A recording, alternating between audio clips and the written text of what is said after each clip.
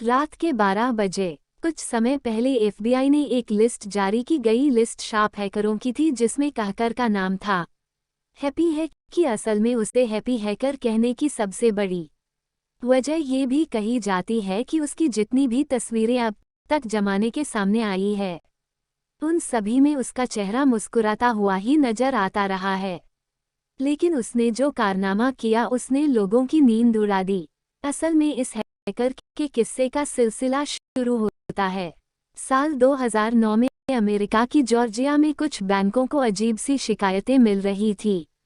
किसी की शिकायत थी कि बैंक के खाते से उनके पैसे बिना उनके निकाल ही निकल रहे हैं, और यह शिकायत से आम कस्टमर की नहीं बल्कि बड़े बड़े अधिकारियों और बिजनेसमैन लोगों की भी थी। लेकिन बैंकों में दर्ज हो रही शिकायतों में से सबसे ज्यादा चौंकाने वाली ऐसी ही एक शिकायत थी। दुनिया भर को सॉफ्टवेयर बनाकर देने वाली कंपनी। रात के 12:56 माइक्रोसॉफ्ट की। इसके बाद से ही पुलिस अब ज्यादा चौकन्ना हो गई। उसे समझ में आ गया कि यह मामला बेहद गंभीर और संगीन है, और साथ ही अंदाजा जॉर्जिया की पुलिस ने लगा लिया कि यह अब उसके बस की बात भी नहीं है। लिहाजा इस बेहद गंभीर मामले को लेकर एफबीआई अलर्ट हो गया। 1:13 एफबीआई ने जब शिकायतों के अंबार को देखा तो वह भी जो के बिना नहीं रह सके, क्योंकि तब तक करीब 60 मिलियन कंप्यूटर हैक किए जाने की शिकायतें दर्ज हो चुकी थी, जिनसे जुड़े खातों को खंगालकर उन्हें करीब करीब खोखला किया जा चुका था। और यह सब कुछ हुआ महेश 3 साल के भीतर। 1:32 हैकिंग के मामले में जब एफबीआई जांच के मैदान में कूदे तो वह ये बात अच्छी तरह से समझ चुकी थी कि इतने सारे कंप्यूटर को जिसने भी खंगाल है उसकी तमाम जानकारी, डाटा और खाता सभी पर एक तरह से उस शख्स का अक्स प्यार हो गया होगा जो न जाने कहाँ था। लेकिन उसकी वजह से पुलिस अंधेरे में जरूर भटकने को मजबूर हो गई थी। 1:53 एसबीआई की जांच कहती है कि हैप्पी हैकर ने महज 3 सालों के अंदर अपने एक साथी के साथ मिलकर 2009 से 2012 तक $6 बिलियन यानी 3 खरब 5 अरब रुपए 66 करोड़ 6 लाख अलग अलग खातों से हड़प लिए थे। यह इतनी बड़ी रकम है कि इसे शायद गिनने में आप लोगों को शायद इतना ही वक्त लग जाए जितने समय में से चुराया गया चाय दिए।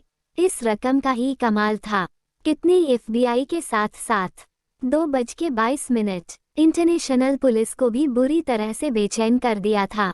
एफबीआई के सामने सबसे बड़ा सवाल यही था कि आखिर यह है कौन जिसने पूरी दुनिया के पुलिस के साथ साथ दुनिया की तमाम एजेंसियों की भी नींद चुरा ली है।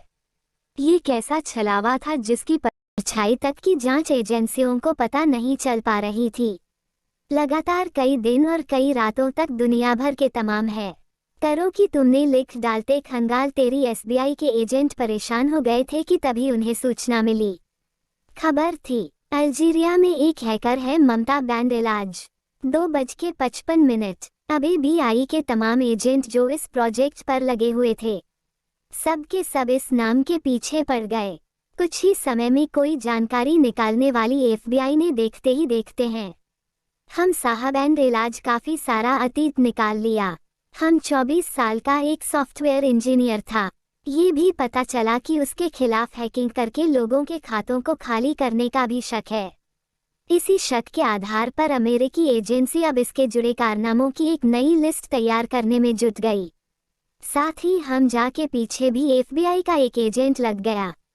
महीनों भटकने के बाद एक एफबीआई एजेंट किसी तरह हमजा तक पहुंचने में कामयाब हुआ और उसने खुद को भी एक हैकर साबित करके हमजा का भरोसा जीता और मिलकर हैकिंग करके खासतौर पर क्रिमिनल लोगों के खातों में सेंध लगाने की प्लानिंग करनी शुरू कर दी।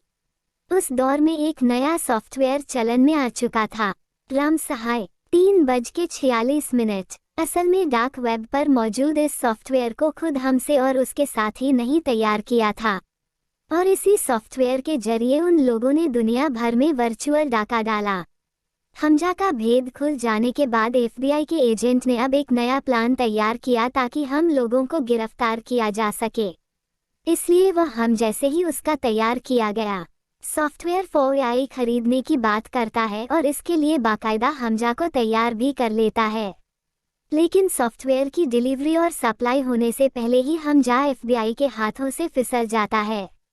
बेशक एफबीआई का ऑपरेशन आधा ही कामयाब होता है, लेकिन एफबीआई की एक सबसे बड़ी कामयाबी। 4:23 अभी तक पीछा कर रहे थे। उसका चेहरा मिल चुका था, यानी हमता की पहचान अब एफबीआई को पूरी तरह से मिल जाती है ताकि उसके चेहरे को वो पूरी दुनिया में फैलाकर दुनिया भर की पुलिस को अलर्ट कर पाए। इसके बाद एफबीआई हमजा की सारी डिटेल्स निकालने लगती। खुलासा होता है कि हमजा अल्जीरिया के एक छोटे से शहर टीजीओयू का रहने वाला है। 4:45 1986 में पैदा हुआ। हमसे आप बचपन से पढ़ने लिखने में बड़ा सिरसा और मैच उसका सब पसंदीदा विषय था, लिहाजा वो पढ़ने के लिए यूनिवर्सिटी गया तो वहाँ उसने कंप्यूटर में पढ़ाई आगे बढ़ाई।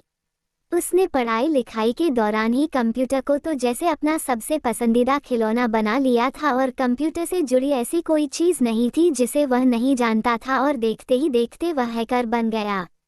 पहले तो वह मौज मौज में कंप्यूटर हैक करके लोगों को हैरान कर देता था, लेकिन फिर अचानक विकसाते रहकर बन गया और दूसरे के बैंक अकाउंट में घुसने के लिए कंप्यूटर के तरी सुरंग में बनानी शुरू कर दी।